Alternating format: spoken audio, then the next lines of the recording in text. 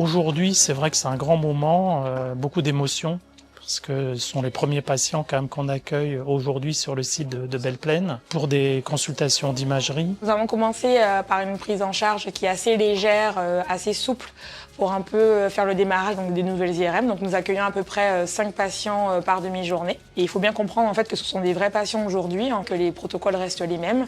Mais en fait, on a décidé en fait, d'accueillir moins de patients pour avoir plus le temps de discuter entre chaque examen pour arriver en fait, à une prise en charge très optimisée et plus performante. Pour l'IRM, nous sommes partis en formation pour une semaine. Nous étions 4 et nous avons aussi été sur le site mère, le G, vraiment très physique sur l'IRM. Nous avons accueilli la première patiente, ça a été un accueil chaleureux. Par rapport à l'examen au CHU, donc à Chauvel, c'est plus court, donc c'est moins stressant. Donc résultat, ça se passe nettement mieux.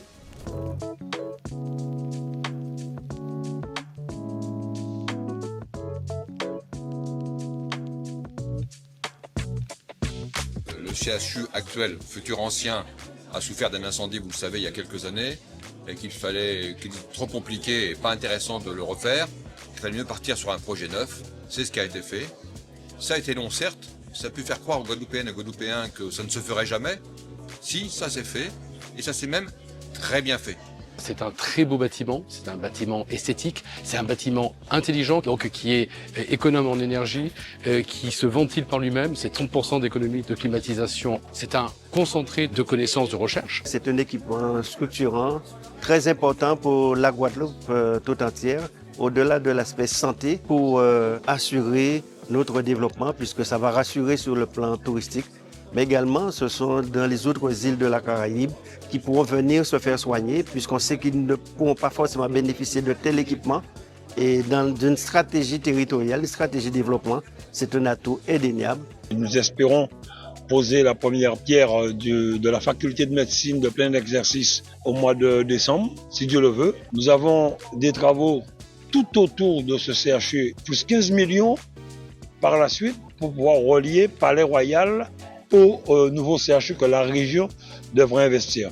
Et en matière, même ici en matière du mobilier, du matériel, c'est 19 millions que la région met pour la recherche et l'innovation. Ça nous fait près de 120 millions d'injecter vraiment pour permettre effectivement à ce CHU de fonctionner convenablement.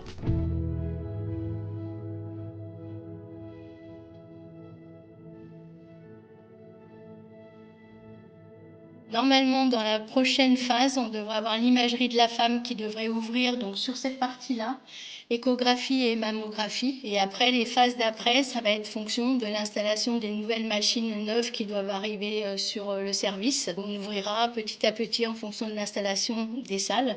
Après, la partie imagerie des urgences ouvrira quand la partie hospitalisée du site Chauvel déménagera, avec et les urgences et le bloc opératoire. Et progressivement, cet établissement, que les Guadeloupéens et les Guadeloupéennes attendent, eh bien, va se mettre en fonctionnement jusqu'à la fin de l'année, où il sera à 100% de son potentiel, de ses capacités. Donc à partir de septembre et à partir du moment où on démarre le transfert des patients hospitalisés, il faut compter 8 à 10 semaines pour finir l'ensemble du transfert.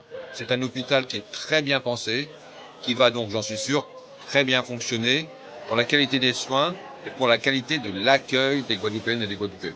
Je pense que c'est le plus gros investissement en matière d'infrastructure et de santé de France pour permettre aux Guadeloupéens d'être reçus comme il se doit. Donc prenons soin de cet outil-là.